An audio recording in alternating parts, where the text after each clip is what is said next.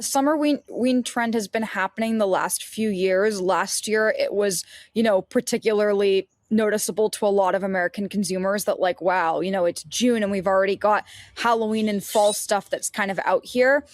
I think one of the challenges we saw last year with Halloween specifically is that the candy and chocolate prices were really high. Like, small bag of candy at your local convenience store was upwards of $20 in some zip codes.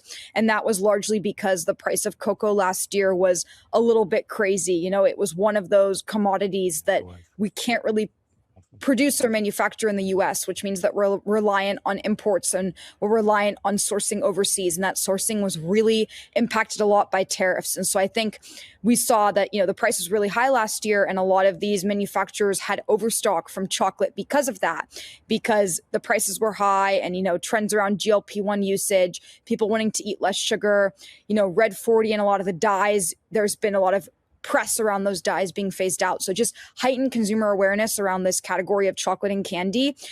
Now we've seen that, manufacturers want to put those products out earlier and get consumers hyped up earlier in the hopes of kind of retaining sales that we've seen in past years that are currently affected by all of those trends I just mentioned.